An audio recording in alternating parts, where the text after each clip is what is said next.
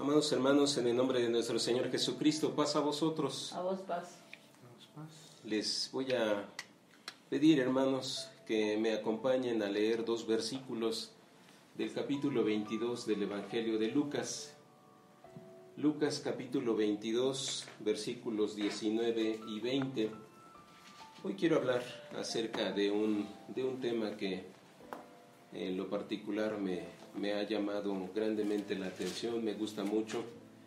Este tema se llama Jesús, mediador de un nuevo pacto o de un mejor pacto. Este es el tema que hoy vamos a analizar, hermanos. Cristo o Jesús, mediador de un mejor pacto. Vamos a leer versículos 19 y 20 del Evangelio de Lucas, hermanos. La palabra de nuestro Dios dice así: y tomando el pan, habiendo dado gracias, partió y les dio, diciendo: esto es mi cuerpo que por vosotros es dado. Haced esto en memoria de mí. Asimismo también el vaso, después que hubo cenado, diciendo: este vaso es el nuevo pacto en mi sangre, que por vosotros se derrama. Amén.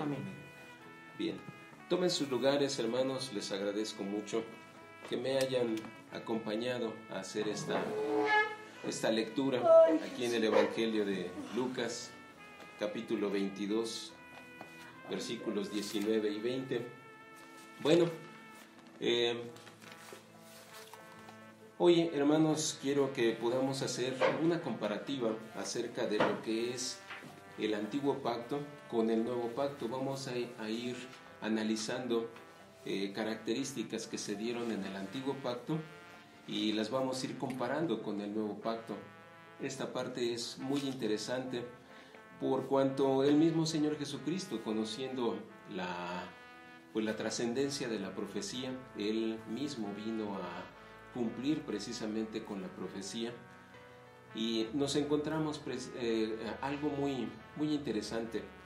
Dice en el versículo 20 que el Señor, cuando toma el vaso en la cena, les dice que ese vaso es el nuevo pacto en su sangre, que por ellos y por todos aquellos que creen en el Señor Jesucristo, bueno, pues era derramado ese vaso.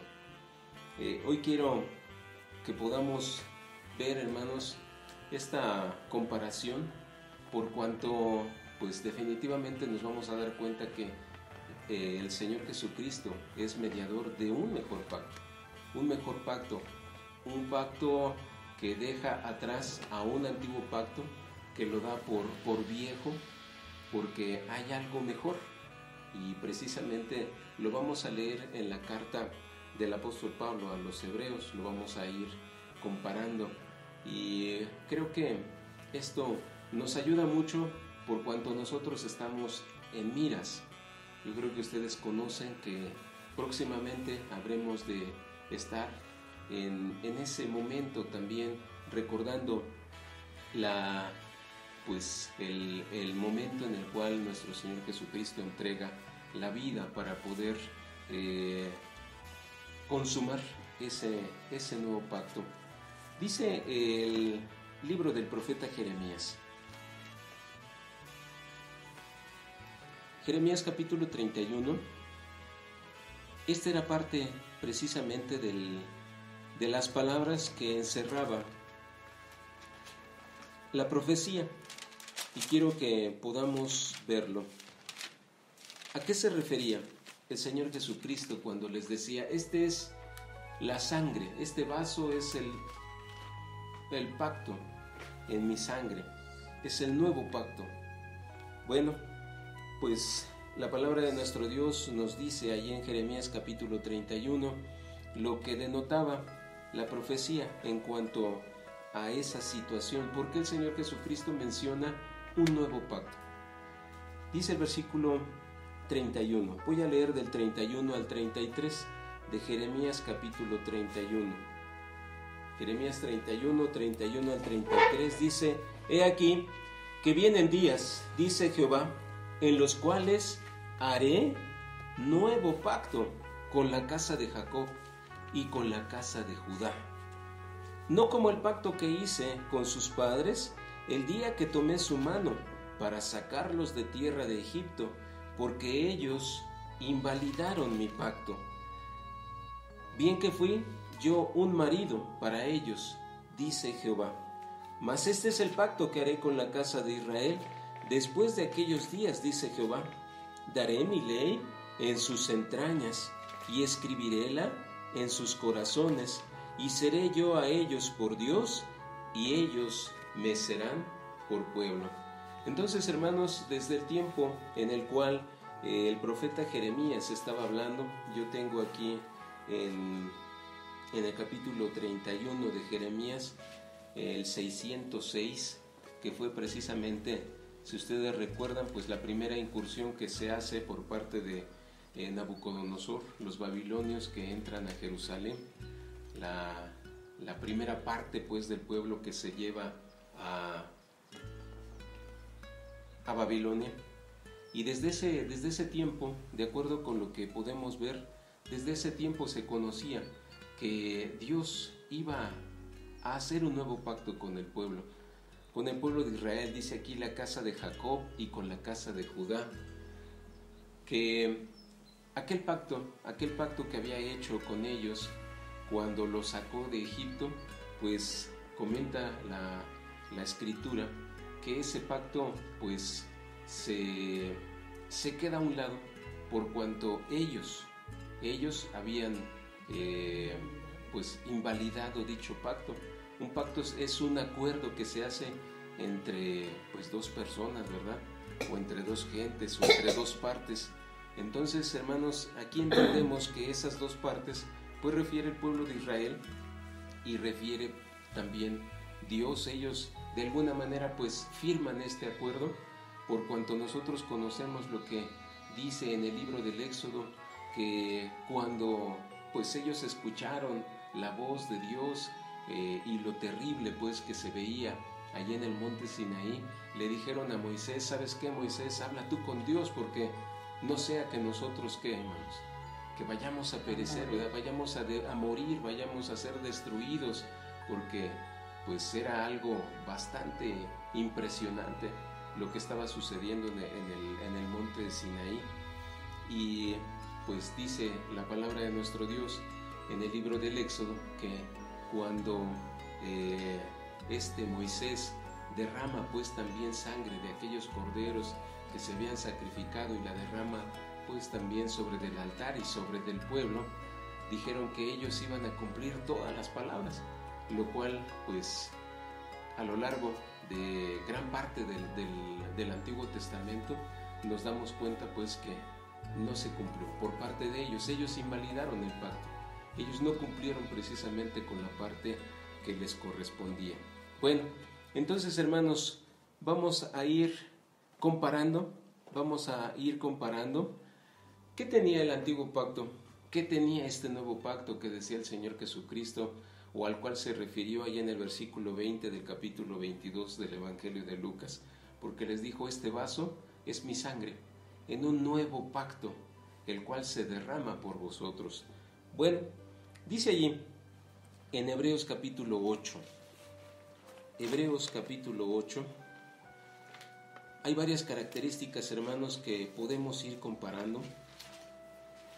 La primera característica es que el antiguo pacto tenía ciertas cosas que no lo hacían perfecto. Esto es la primera situación. Dice el versículo 7, Hebreos capítulo 8, versículo 7, porque si aquel primero, refiriéndose al pacto, porque si aquel primero fuera sin falta, cierto, no se hubiera procurado lugar de segundo. Entonces, aquí el apóstol hace una precisión muy buena, dice que si no tuviera faltas, dice entonces no se hubiera procurado algo mejor. Y bueno, lo podemos comparar. ¿Qué tenía el nuevo? Dice el versículo 6. Aquí viene nuestra primera comparación. Por eso empezamos con el versículo 7. El versículo 6 nos ayuda diciendo: más ahora, tanto mejor ministerio es el suyo. Y aquí viene la primera característica. Era un mejor ministerio el de aquel que lo presentaba. ¿Quién era? Nuestro Señor Jesucristo. Dice, mas ahora tanto mejor ministerio es el suyo, cuanto es mediador de un mejor pacto. Él era el mediador, ¿verdad? Él era el mediador de un mejor pacto. ¿Sí? Esta es otra de la segunda característica. Y lo vamos a ver más adelante. ¿A qué se refiere en cuanto al hecho de decir que era un mediador? Un mediador. Vamos a ver más adelante quiénes eran los mediadores y qué características tenían esos mediadores. Bueno, y qué, vamos a llamarlo así, qué durabilidad tenían aquellos mediadores. ¿Cuánto es mediador de un mejor pacto? El cual ha sido formado sobre mejores promesas. Esa es la tercera característica del nuevo pacto. Estaba fincado, estaba basado sobre mejores promesas. Dice la palabra de nuestro Dios también aquí en Hebreos capítulo 4, si ustedes lo comparan, dice: temamos pues, versículo 1, estoy leyendo del versículo 1 en adelante, temamos pues que quedando aún la promesa de entrar en su reposo, parezca alguno de vosotros haberse apartado, porque también a nosotros se nos ha evangelizado como a ellos, como a los hebreos, como a los judíos, mas no les aprovechó el oír la palabra a los que la oyeron sin mezclar, ¿qué, hermanos? La fe. Bueno, entonces también tenemos las palabras del apóstol Pablo cuando decía que de ellos fue, lo refiere la carta del apóstol Pablo a los romanos, que dice que ellos tenían la data de la ley, que tenían más los estatutos, los mandamientos, las promesas, ellos tenían todo eso. Bueno, entonces aquí dice la palabra de nuestro Dios en el versículo 6 que leíamos en Hebreos 8, mas ahora tanto mejor ministerio es el suyo, cuanto es mediador de un mejor pacto, el cual ha sido formado sobre ¿qué, hermanos? Sobre mejores promesas. Entonces, esa es nuestra tercera característica. Bien, otro punto. En comparación, antiguo pacto, nuevo pacto. El antiguo pacto dice que fue sellado con sangre de corderos y machos cabríos, hermanos. La sangre de los animales no quitaba o no perdonaba todos los pecados. Esa es la característica principal de este punto. El antiguo pacto fue sellado con sangre de corderos y machos cabríos, pero esa sangre de los animales no quitaba o no perdonaba todos los pecados, porque no todos los pecados eran perdonados en el antiguo pacto, ¿verdad? Vamos a ver ejemplos. Quiero que podamos ver primero Hebreos capítulo 9 y luego vemos los ejemplos. Hebreos capítulo 9 versículo 22 dice así: el apóstol hace una referencia muy importante y dice, y casi, ¿verdad? Dice y casi, no dice y todo, ¿verdad? Dice, y casi todo es purificado según la ley, ¿con qué, hermanos? Con sangre, y sin derramamiento de sangre no se hace remisión. Yo creo que ustedes recuerdan, hermanos, lo que dice Levítico capítulo 17, lo hemos leído en varias ocasiones, cuando el Señor les dice que no debían de nadie en todas las generaciones debía de comer sangre, porque la sangre es la vida, y Él la había puesto ¿para qué, hermanos? Para poder expiar sus vidas en el altar, ¿verdad? Levítico capítulo 17. Estoy en Levítico capítulo 17. Dice el versículo 11, porque la vida de la carne en la sangre está. Estoy en Levítico 17, 11. Porque la vida de la sangre en la carne está, y yo os la he dado para expiar vuestras personas. ¿Dónde? Sobre el altar. Por lo cual, la misma sangre, ¿qué, hermanos? Expiará la persona. ¿Sí?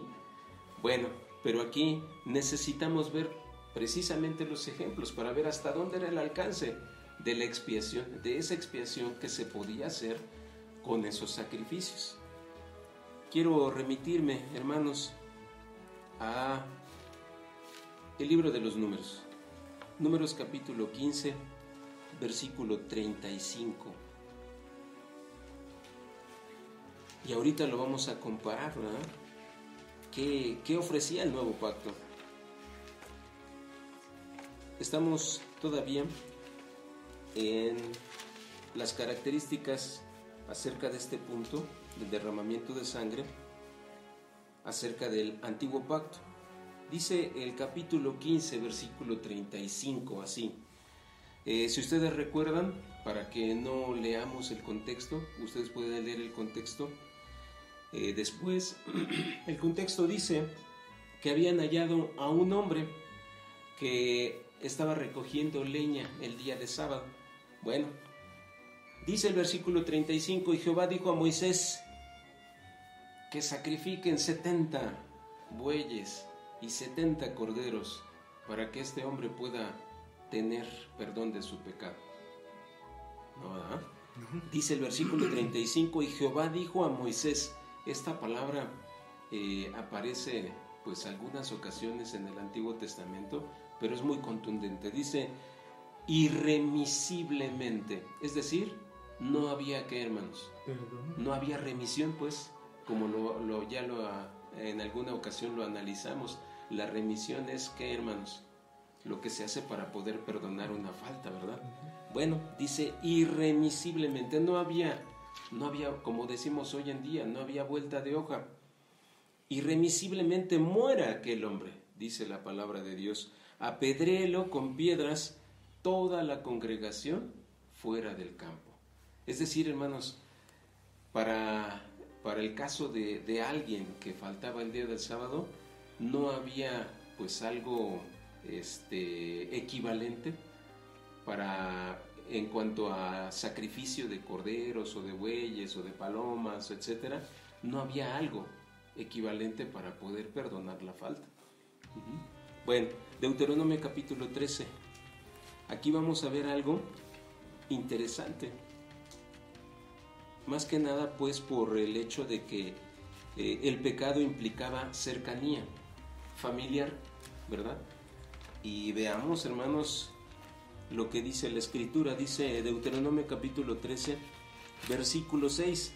Cuando te incitare tu hermano, hijo de tu madre, o tu hijo, o tu hija, o la mujer de tu seno, o tu amigo, que sea como tu alma, diciendo en secreto, vamos y sirvamos a dioses ajenos que ni tú ni tus padres conocisteis. Bueno, dice el versículo 9, antes, desde el versículo 8 dice, no consentirás con él, ni le darás oído. Bueno, versículo 9, antes, ¿has de qué, hermanos? Dice, antes has de matarlo, tu mano será primero sobre él para matarle, y después, ¿la mano de quién, hermanos? La mano de todo el pueblo. Aquí viene una de las situaciones, hermanos, que en muchas de las veces sucede en las familias, cuando suceden situaciones de pecado. ¿Qué sucede con la familia, hermanos? Como que lo encubre, ¿verdad? Se apapacha y dice, no, pues es que es mi hijo, ¿cómo voy a yo evidenciar esta situación? Bueno, fíjense cómo la Escritura nos enseña que para las situaciones que Dios había mandado, no tenía que haber consentimiento, pues. No se podían tocar el corazón de esa manera. Dice, antes tu mano va a ser la primera en aventar la piedra. Deuteronomio capítulo 17. Esta solamente es una parte que nos ayuda a corroborar lo que habíamos visto ahorita en el capítulo 13. Deuteronomio capítulo 17, voy a leer del versículo 1 al versículo 7. Dice así, no sacrificarás a Jehová tu Dios buey o cordero en el cual haya falta alguna o alguna cosa mala, porque es abominación a Jehová tu Dios. Cuando se hallara entre ti en alguna de tus ciudades que Jehová tu Dios te da, hombre o mujer que haya hecho mal en ojos de Jehová tu Dios, traspasando su pacto, que hubiere ido y servido a dioses ajenos, y se hubiera inclinado a ellos, ora al sol, a la luna, o a todo el ejército del cielo, lo cual yo no he mandado, y esto me remito a lo que dice el capítulo 4 de aquí mismo, del libro de Deuteronomio, cuando les refiere Moisés que en aquella ocasión cuando fue al monte de Sinaí, dice, ustedes no vieron ni figura de animal, ni de ave, ni de reptil, de nada. Dice, para que no os inclinéis a ellos. Bueno, dice el versículo 4, y te fuere dado aviso, y después que oyeres y hubieres indagado bien, la cosa parece de verdad cierta, que tal abominación ha sido hecho en Israel, entonces sacarás al hombre o mujer que hubiere hecho esta mala cosa, servir a dioses ajenos, ¿verdad? A tus puertas, hombre o mujer, y los apedrearás con piedras. ¿Y qué iba a suceder con ellos? Hasta que murieran, ¿verdad? Por dicho de 2 testigos o de 3 testigos morirá el que hubiere de morir, no morirá por el dicho de un solo testigo. La mano de los testigos será primero sobre él para matarlo, y después la mano de todo el pueblo, así quitarás el mal de en medio de ti. Bueno, entonces, precisamente, hermanos, creo que ustedes recordarán lo que refiere el capítulo 12 del Evangelio de Juan, cuando le llevan a la mujer adúltera, ¿verdad? Porque el Señor Jesucristo les dice, el que esté libre de pecado, ¿qué tenía que hacer? Que arroje primero la piedra, ¿verdad? Quiere decir que, pues también aparte de ello, les estaba refiriendo que la ley decía que ellos que estaban atestiguando en contra de ella, ¿qué tenían que hacer? No tenían que tener pecado. No debían de tener pecado y además no debían de consentirlo. Bueno, la comparación. ¿Qué dice la palabra de nuestro Dios acerca del nuevo pacto en cuanto al derramamiento de la sangre de Cristo? ¿Hasta dónde llega? ¿Qué puede perdonar? ¿Cuánto alcanzó el derramamiento de la sangre de nuestro Señor Jesucristo? Primera de Juan capítulo 1. Y esta parte, hermanos, créanme que me admira mucho porque la escritura es contundente. Dice la palabra de nuestro Dios que la sangre de los machos cabríos, pues casi, ¿verdad? Casi limpiaba o casi purificaba todas las cosas. Bueno, ¿qué dice el testimonio de la palabra de nuestro Dios en cuanto al derramamiento, en cuanto a la sangre de nuestro Señor Jesucristo? Dice el versículo 7, mas si andamos en luz, como Él está en luz, tenemos comunión entre nosotros. Y fíjense, esta expresión es la que buscábamos. Y la sangre de Jesucristo, su Hijo, nos limpia. Y aquí viene el alcance, hermanos. Dice que nos limpia ¿de cuántos pecados, hermanos? De todos. Dice, y nos limpia de todo pecado. Esta parte es muy, muy importante, por cuanto vemos, hermanos, que efectivamente el Señor Jesucristo no mentía cuando les dijo, este vaso se derrama por ustedes y es la sangre del nuevo pacto. ¿Y qué era mejor? Porque estaba fincado en mejores promesas, como ya lo acabamos de leer. Bien, el siguiente punto, hermanos. El siguiente punto refiere que era forzoso que un pontífice, que un representante de la tribu sacerdotal de Leví hiciera ese sacrificio, ¿verdad? O representara ese sacrificio, o lo hiciera, pues lo obrara. Dice Números capítulo 18 de la siguiente manera. ¿Qué es lo que decía la ley acerca de esto? Números capítulo 18. Este fue el mandamiento, pues. Números capítulo 18, voy a leer el versículo 6 y 7. Números 18, versículos 6 y 7. Forzosamente, un pontífice de la tribu sacerdotal de Leví, o un representante de esta tribu, tenía que oficiar dichos sacrificios. Dice el versículo 6, porque he aquí, yo he tomado a vuestros hermanos los levitas de entre los hijos de Israel, dados a vosotros en don de Jehová, para que sirvan, ¿en qué, hermanos? En el ministerio del tabernáculo del testimonio, mas tú y tus hijos contigo guardaréis vuestro sacerdocio en todo negocio del altar y del velo adentro, y ministraréis. Yo os he dado en don el servicio de vuestro sacerdocio y el extraño. Aquí viene la parte importante también, otra de las partes importantes. Y el extraño que se llegare, ¿qué iba a pasar con él? Morirá. Quiere decir que si alguien que no fuera de la tribu de Leví pretendía sacrificar, pretendía hacer alguno de los oficios del sacerdocio, ¿qué sucedería con él, hermanos? Iba a morir, ¿verdad? ¿Por qué? Porque no le correspondía. Primer libro de las Crónicas. Primer libro de las Crónicas, capítulo 23. Esta referencia me admira porque aquí veo pues el peso, veo la importancia, la excelencia del sacerdocio levítico. Dice el primer libro de las Crónicas, capítulo 23, versículo 13, de la siguiente manera: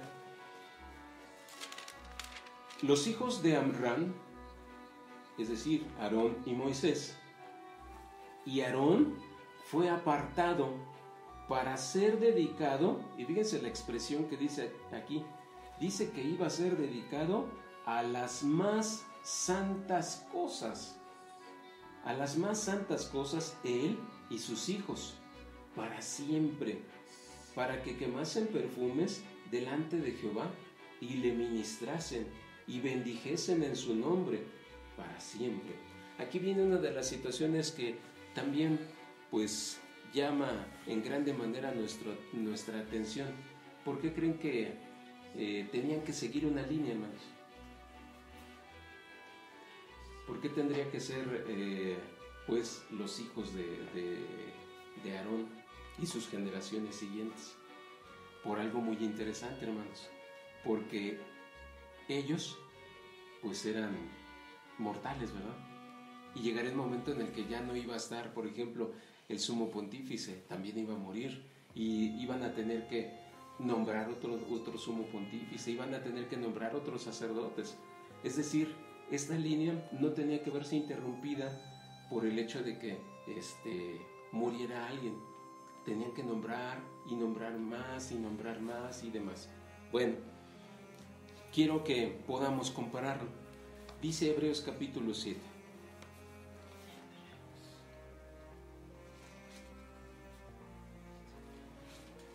Entonces, acabamos de ver el punto, el hecho. ¿Cuál es el punto? Que tenía que ser un representante o tenía que ser un hijo de Leví, ¿verdad? De la tribu de Leví. ¿Qué dice la Escritura con respecto a ese nuevo pacto? ¿Quién representa ese nuevo pacto? O el sacerdocio de ese nuevo pacto. Hebreos capítulo 7, versículo 3. Dice desde el versículo 1, quiero leer desde el versículo 1. Porque este Melquisedec, rey de Salem, sacerdote del Dios Altísimo, el cual salió a recibir a Abraham, que volvía de la derrota de los reyes, y le bendijo, el cual asimismo dio a Abraham los diezmos de todo, primeramente él se interpreta rey de justicia, y luego también rey de Salem, que es rey de paz. Ese sacerdote, Melquisedec, dice que era sin padre, sin madre, sin linaje, por cuanto no hay referencia pues de su ascendencia, de su linaje. Por eso la palabra de nuestro Dios lo refiere de esta manera, que ni tiene principio de días, ni fin de vida, mas hecho, ¿qué, hermanos? Semejante al Hijo de Dios. Y dice que permanece sacerdote, ¿por cuánto tiempo, hermanos? Para siempre, para siempre. Entonces, hermanos, el nuevo pacto implicaba el sacerdocio de alguien que puede representarlo por cuánto tiempo, hermanos. Por siempre, por siempre. Ese nuevo pacto, así como lo veíamos, hermanos, definitivamente sí tenía mejores cosas. Por eso el título de nuestro tema es ese: Jesús, mediador de un mejor pacto. ¿Por qué? Porque ya no necesitaba una línea, ya no necesitaba seguir una línea de una tribu para que pudieran estar al frente presentando, hermanos, los sacrificios delante de nuestro Dios. Y aquí vamos a ver que solamente tuvo que ser un solo sacrificio. Se hizo un solo sacrificio y ya no tenía que ser necesario que se siguieran pues dando más sacrificios, hermanos. Y obviamente pues de animales tampoco, por cuanto la sangre de nuestro Señor Jesucristo fue mucho mejor, ¿verdad? Bueno, dice aquí en Hebreos capítulo 9, versículo 7. Esto es parte del mismo punto. Estamos viendo lo de la tribu de Leví. En el antiguo pacto, el sumo sacerdote solo entraba una vez por año al lugar santísimo, pero no sin antes haber hecho sacrificio por los pecados propios y por los del pueblo, ¿verdad? Bueno, dice aquí en Hebreos capítulo 9. Esos que eran representantes de la tribu de Leví, o ese que era representante del pueblo, que era el sumo sacerdote, se presentaba una vez por año en el lugar santísimo. Y dice el versículo 7: mas en el segundo, solo el pontífice una vez en el año, no sin sangre. Porque recuerdan que vimos allí en el capítulo 17 de Levítico que la sangre estaba puesta ¿para qué, hermanos? Para expiar las almas, ¿verdad? Bueno, dice el versículo 7: no sin sangre, la cual ofrece por sí mismo, primeramente por él, por las faltas que pudiera haber en él, y dice, y por los pecados de ignorancia ¿de quién, hermanos? Del pueblo, los pecados de ignorancia del pueblo. Dice que comparecía una sola vez por año. Dice aquí en Hebreos capítulo 4: el Hijo de Dios fue sin pecado, por cuanto ustedes conocen que pues aquellos animales que se tenían que sacrificar, ¿de qué características tenían que ser, hermanos? Dice la palabra de nuestro Dios que no debía de haber mancha, no debían de tener defecto, no debían de estar ciegos, no debían de estar cojos, no debían de tener nube en su ojo, etc. Bueno, dice el versículo 15, 4:15: porque no tenemos un pontífice que no se pueda compadecer de nuestras flaquezas. Hablando del Señor Jesucristo, no tenemos un pontífice que no se pueda compadecer de nuestras flaquezas, mas tentado en todo según nuestra semejanza, por cuanto vino y habitó entre los seres mortales, ¿verdad? Y tomó cuerpo como un ser mortal. Pero dice la palabra de nuestro Dios que sin pecado. Tenía una característica muy muy singular cuando ofrece su sacrificio, ¿verdad? Y bueno, también después no tenía pecado. Dice la palabra de nuestro Dios que no hizo pecado. Entonces, pues definitivamente sí se constituye en la mejor víctima, en la víctima perfecta que puede limpiar el pecado. Por eso entendemos que dice la Escritura, y en Juan capítulo 1, versículo 7, que limpia de todo pecado. Esta es la característica. Segunda de Corintios capítulo 5, esta parte pues solamente es para corroborar lo que acabamos de leer, allí en Hebreos 4:15. Segunda de Corintios 5, 21. Hablando del Señor Jesucristo, de acuerdo con el versículo 20, de acuerdo con el contexto, dice el versículo 21, refiriéndose al Señor Jesucristo, al que no conoció, ¿qué, hermanos? Al que no conoció pecado. ¿Cuál fue su única falta? Dice que hizo pecado por nosotros, para que nosotros fuésemos hechos justicia delante de Dios en él. Ahora sí que esa fue la falta, ¿sí? dice que hizo pecado por nosotros, para que nosotros fuésemos hechos justicia de Dios en él. Recuerden que el que era colgado en el madero era muy mal visto, ¿verdad? Muy, muy mal visto.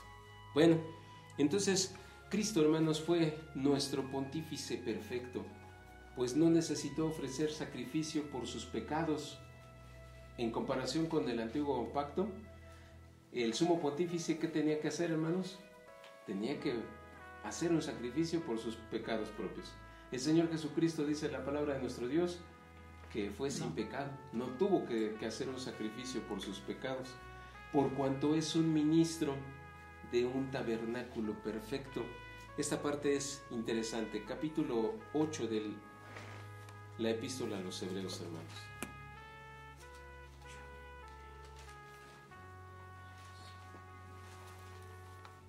Hebreos capítulo 8.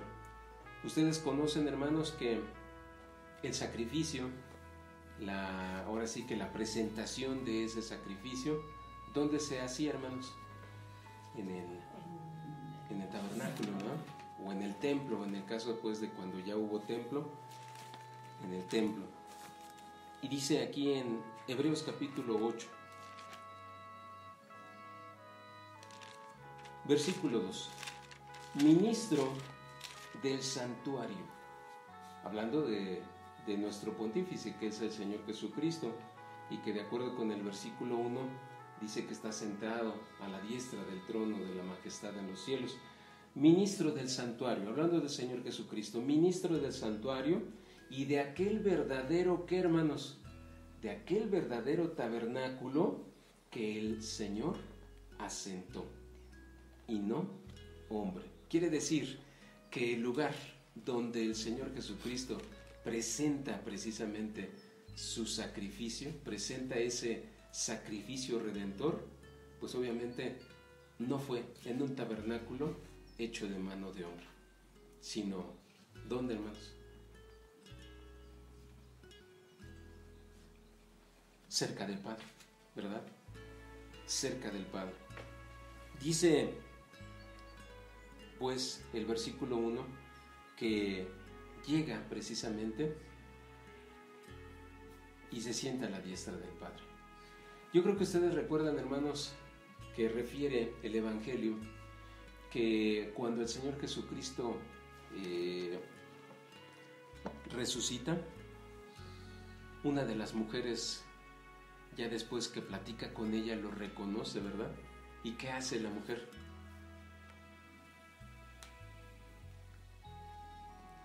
Pues yo creo que es una reacción lógica. Dice la Escritura, hermanos, que el Señor Jesucristo le dijo que no me toques. ¿Por qué?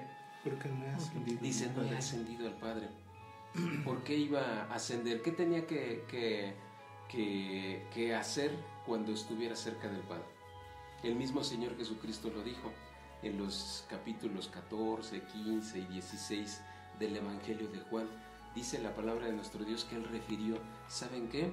Hoy el Hijo va a ser glorificado en el Padre, ¿verdad? Va a ser glorificado en el Padre. Dice, y el Padre le glorificará. Bueno, entonces eso fue precisamente porque Él iba a ser glorificado. Entonces entendemos pues que las palabras que le dijo el Señor a la mujer, le dijo, ¿sabes qué? Deja de tocarme pues, porque yo estoy cierto que la reacción de la mujer fue inmediatamente que abrazarlo. Por eso le dice, ¿sabes qué? No me toques o deja de tocarme, porque no he subido ¿a quién? No he subido al Padre. ¿Sí? Bueno, entonces dice la palabra de nuestro Dios que se presenta ni más ni menos que ante el Padre y presenta ese sacrificio. Bueno, ¿qué otra situación? Capítulo 7 de Hebreos. En el nuevo pacto, una vez mudado el sacerdocio, era necesario que se cambiaran las cláusulas, como terrenalmente decimos, hermanos. ¿Sí? Era necesario que se cambiaran las cláusulas. Tuvo que mudarse la ley sobre la cual estaba afincado el nuevo pacto. Dice aquí en Hebreos capítulo 7, versículo 12.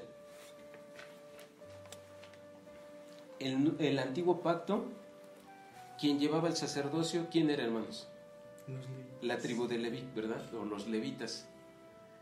Llegado el nuevo pacto, dice la escritura que es mudado el sacerdocio. Ya no lo tiene ¿quién? Ya no lo tienen los levitas. Ya hay un nuevo sacerdote, ya hay un mejor sacerdote. Eso es lo que refiere el versículo 12. Pues mudado el sacerdocio, necesario es que se haga también, ¿qué, hermanos? Mudanza de la ley.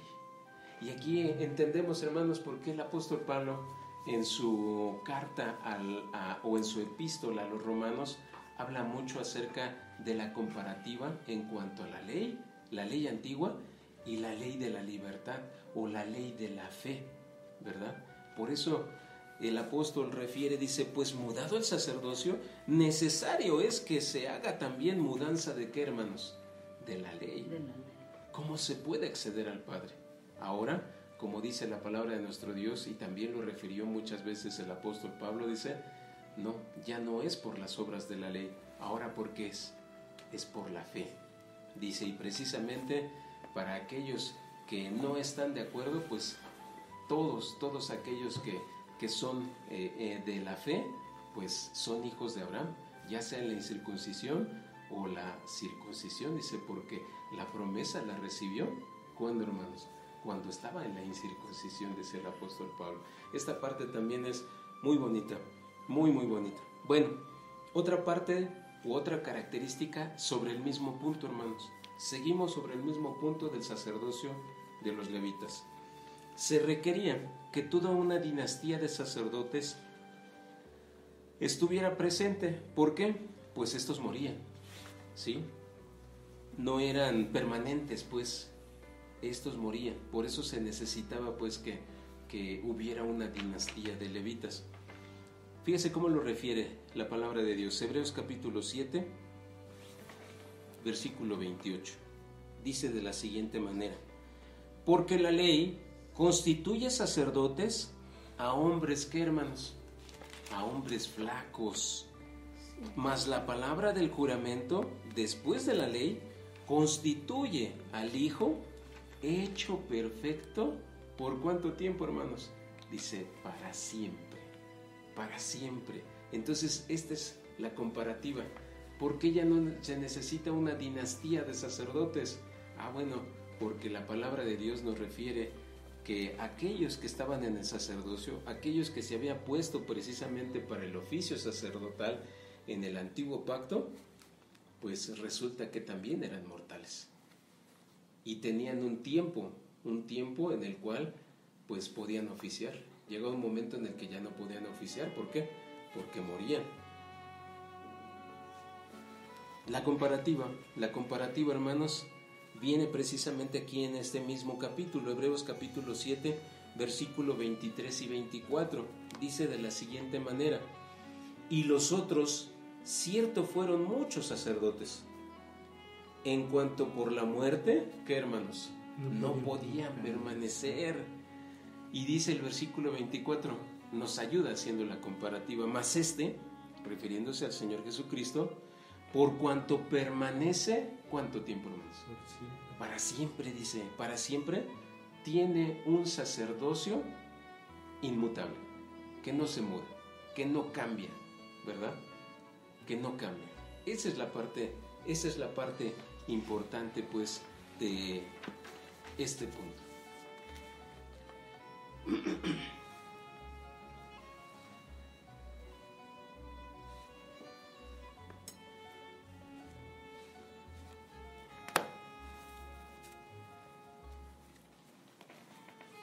Ya vimos la parte de las promesas. Voy a saltarme un punto. Dice aquí: la ley antigua era endeble, por cuanto solo hacía vivir a la carne, pero no transformaba el espíritu. Fíjense lo que dice Romanos capítulo 8. Romanos 8.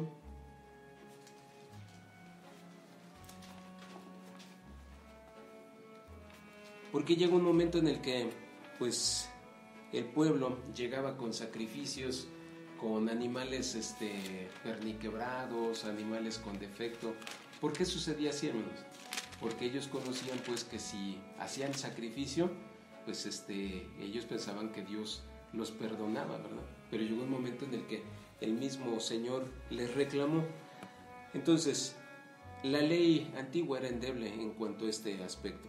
Romanos capítulo 8, versículo 3 dice así. Voy a leer el versículo 3 y el versículo 8. Porque lo que era imposible a la ley, por cuanto era débil por la carne, Dios enviando a su Hijo en semejanza de carne de pecado, y a causa del pecado, condenó al pecado en la carne. Y dice el versículo 9, mas vosotros, ¿qué, hermanos? No estáis en la carne, sino en el Espíritu, si es que el Espíritu de Dios mora en vosotros. Y si alguno no tiene el Espíritu de Cristo, el tal, ¿qué, hermanos? No es de él. Este pacto era, pues, el nuevo pacto se compara, pues, o lo podemos comparar, porque no tenía faltas, de acuerdo con lo que acabamos de leer, o leímos hace un rato, aquí mismo en la carta del apóstol Pablo a los Hebreos. La ley de este pacto también hace morir la carne. La del nuevo pacto también hace morir la carne, pero hace vivir en Cristo Jesús. Esa es la grande diferencia. ¿Sí? Hace vivir en el Señor Jesucristo por medio de la potencia del Espíritu Santo, por medio de la potencia del Espíritu de Dios. Aquí mismo, comparémoslo. Dice en Romanos capítulo 8, versículo 2 de la siguiente manera: porque la ley del Espíritu de vida en Cristo Jesús me ha librado, dice el apóstol Pablo, me ha librado de la ley del pecado y de qué, hermanos, y de la muerte. Compárelo también con Hebreos capítulo 8. Nos damos cuenta pues que en efecto la Escritura no miente. Este nuevo pacto está fincado sobre mejores promesas, sobre mejores cosas. Hebreos capítulo 8, versículos 6 y 7, que ya leímos y que vamos a recordar. Mas ahora tanto mejor ministerio es el suyo, cuanto es mediador de un mejor pacto, el cual ha sido formado sobre mejores promesas. Porque si aquel primero fuera sin falta, cierto, no se hubiera procurado lugar de un segundo. Recordemos, hermanos, así como dice el apóstol Pablo, allí en 1 Corintios capítulo 15, versículo 50, que ni sangre, ¿verdad?, ni carne ni sangre heredarán el reino de Dios, ¿verdad? No pueden heredar el reino de Dios. ¿Qué otra característica tenemos? Este es otro punto. Vamos a otro punto diferente. Las leyes habían sido escritas en piedra y en un libro. Busque capítulo 24 del libro de Éxodo. Esta es otra comparación. Las leyes habían sido escritas en piedra y en un libro, ¿verdad? Bueno, dice aquí en Éxodo capítulo 24, versículo 3 al 8. Y Moisés vino y contó al pueblo todas las palabras de Jehová y todos los derechos, y todo el pueblo respondió a una voz. Y esta es la parte que referíamos hace un rato. Y ellos dijeron: ejecutaremos todas las palabras que Jehová ha dicho. Allí en ese momento se firma el pacto. Ellos dicen: ejecutaremos todo lo que Jehová nos ha pedido. Pero ya después, como leímos allí en Jeremías capítulo 31, ¿qué sucedió? Ellos lo invalidaron, ¿verdad? Porque no cumplieron con su parte. Sigo leyendo. Y Moisés escribió todas las palabras de Jehová, y levantándose de mañana edificó un altar al pie del monte, y 12 columnas según las 12 tribus de Israel, y envió a los mancebos de los hijos de Israel, los cuales ofrecieron holocaustos y sacrificaron pacíficos a Jehová, becerros. Y Moisés tomó la mitad de la sangre y púsela en tazones, y esparció la otra mitad de la sangre sobre el altar, y tomó el libro de la alianza y leyó a oídos del pueblo: el cual dijo: haremos todas las cosas que Jehová ha dicho y obedeceremos. Y ponga atención en el siguiente versículo. Entonces Moisés tomó la sangre, ¿y qué sucedió? Y la roció sobre el pueblo. Es decir, de tal manera pues que se compara con el nuevo pacto. El Señor Jesucristo también derrama su sangre y es para perdón del pueblo, ¿verdad? Para perdón del hombre. Bueno, dice: entonces Moisés tomó la sangre y roció sobre el pueblo y dijo: he aquí la sangre de la alianza que Jehová ha hecho con vosotros sobre todas estas cosas. De tal manera, hermanos, que tanto el primero como el segundo pacto, ¿con qué se afirma o con qué se confirma? Con sangre, ¿verdad? Con sangre. Bueno, ¿qué dice la palabra de nuestro Dios en cuanto a que las leyes habían sido escritas en piedra y en un libro? Jeremías capítulo 31. ¿Qué dice con respecto al nuevo pacto? Si el pacto antiguo estaba escrito en piedras y en un libro, ¿qué refiere? Ya lo leímos cuando comenzamos. Dice el versículo 31, he aquí, estoy en Jeremías 31, estoy con la segunda lectura que hicimos cuando comenzamos, Jeremías 31, 31 al 33.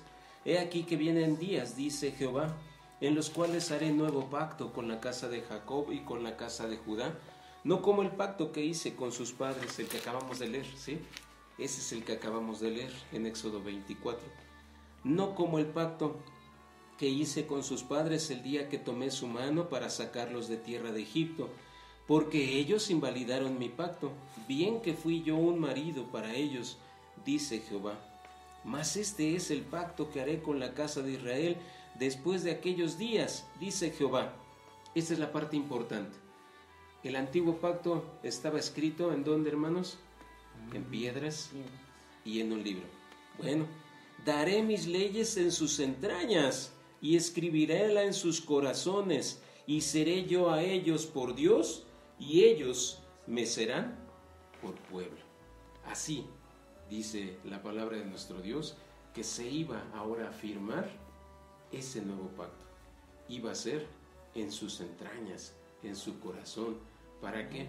Para que ellos también pues aprendieran, así como lo estudiamos en la lección de la escuela sabática pasada, que amarían, ellos aprenderían a amar a Jehová con todas las fuerzas de su corazón, con todas las fuerzas de su alma y con todas las fuerzas de su mente. Entonces, hermanos, pues definitivamente esta parte pues de la palabra de nuestro Dios nos enseña mucho pues acerca de la comparativa. Un punto más, hermanos.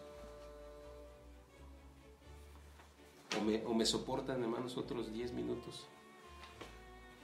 Tenemos otros 2 puntos. En el antiguo pacto, ¿quiénes eran los únicos que podían enseñar al pueblo? Los sacerdotes, ¿verdad? Bueno, dice Mateo capítulo 21. Estas son palabras del Señor Jesucristo, que obviamente cuando llega el Señor Jesucristo, pues todavía estaba vigente el antiguo pacto. Dice Mateo capítulo 21, versículo 23. Esta parte es importante, dice: y como vino al templo, llegáronse a él cuando estaba enseñando los príncipes de los sacerdotes. Ellos obviamente llegaron para hacer algo, ¿verdad? Y nos vamos a dar cuenta, hermanos, que llegaron a hacer un reclamo. Mateo capítulo 21, versículo 23, voy a leer hasta el 27.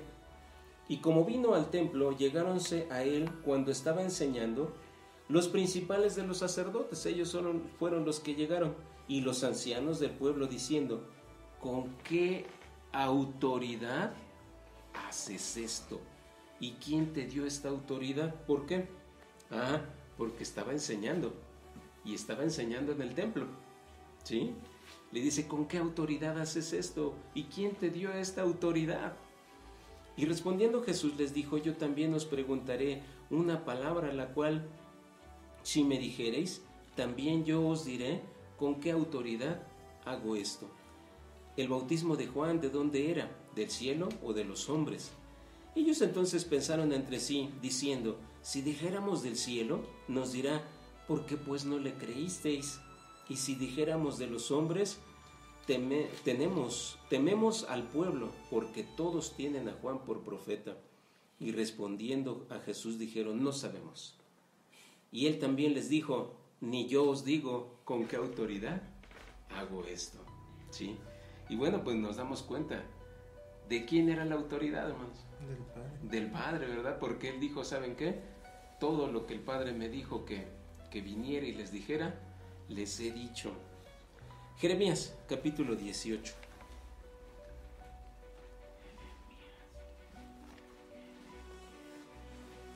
Aquí nos vamos a encontrar de una manera indirecta quienes reconocían como los que enseñaban, ¿verdad? Del pueblo, a quienes reconocían que eran los que enseñaban. Bueno, dice el versículo 18, Jeremías 18, dice así, y dijeron, en esta parte pues está hablando acerca de Jeremías porque no les estaba gustando lo que Jeremías les estaba diciendo. Dice, y dijeron, venid y tracemos maquinaciones contra Jeremías, porque la ley, ellos reconocían que su enseñanza de la ley venía de alguien. Porque la ley no faltará, ¿de quién?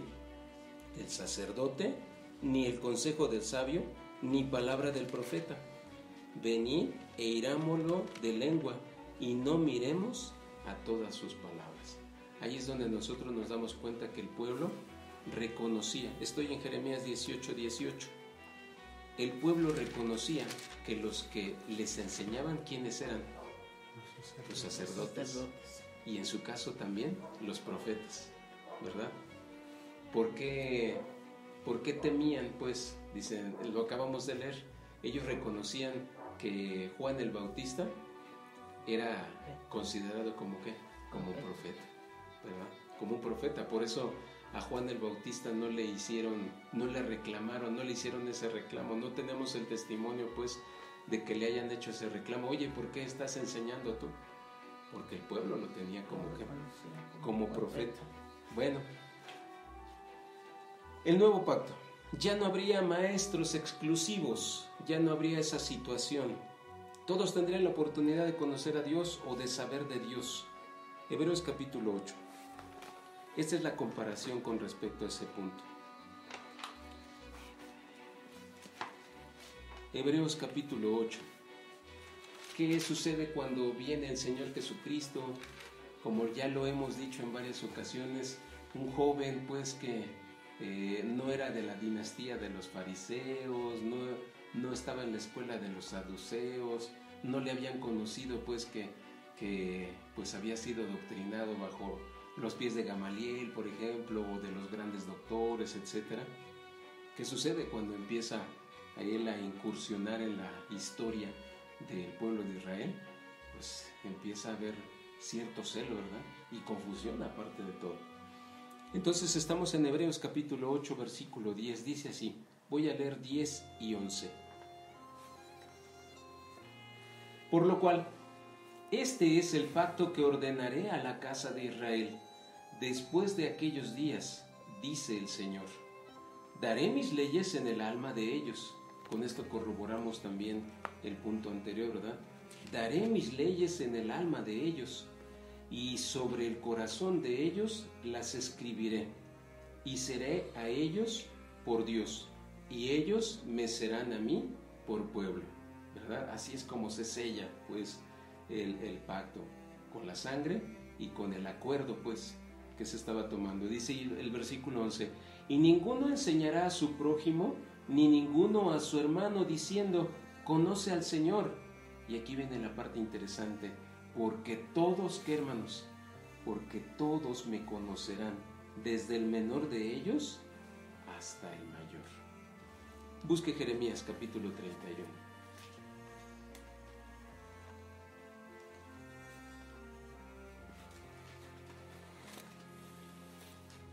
Jeremías capítulo 31.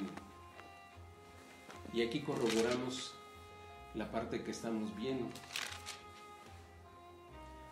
Los fariseos, los doctores de la ley, y todos aquellos pues que eran príncipes del pueblo, decían, ¿sabes qué? Tú no tienes autoridad. ¿Quién te dio esa autoridad de enseñar?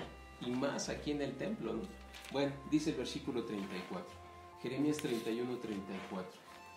Y no enseñará más ninguno a su prójimo, ni ninguno a su hermano, diciendo, conoce a Jehová, porque todos me conocerán, desde el más pequeño de ellos hasta el más grande, dice Jehová, porque perdonaré la maldad de ellos y no me acordaré más de su pecado.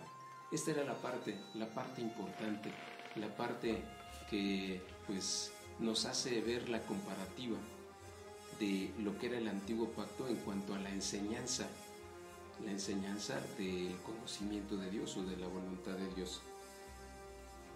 El último punto, hermanos. Este pacto, el antiguo pacto, serviría como un ayo hasta que llegara el nuevo y perfecto pacto. Así lo denota el apóstol Pablo, Gálatas capítulo 3. Tenía un objetivo, tenía un propósito. El antiguo pacto tenía un propósito: servir como ayo hasta que llegara el nuevo y perfecto pacto. Dice Gálatas capítulo 3, versículo 24 y 25. De manera que la ley, nuestro ayo, fue para llevarnos ¿a quién, hermanos? A Cristo, dice la palabra de nuestro Dios. Fue para llevarnos a Cristo, para que fuésemos justificados. ¿Por qué? Por la fe. Mas venida la fe, ¿qué dice el apóstol Pablo? Dice, ya no estamos bajo ayo. Ya no estamos bajo ayo. Ya está cumplido. Ya está cumplido. Entonces, al establecer el nuevo pacto, hermanos, se estaba anulando la efectividad del antiguo pacto con respecto precisamente a esos sacrificios. Vea lo que dice Hebreos capítulo 8. Y con esto terminamos, hermanos. Y aquí nos damos cuenta la trascendencia tan importante, hermanos, de lo que decía el Señor Jesucristo. Este vaso es mi sangre del nuevo pacto que por vosotros es derramado.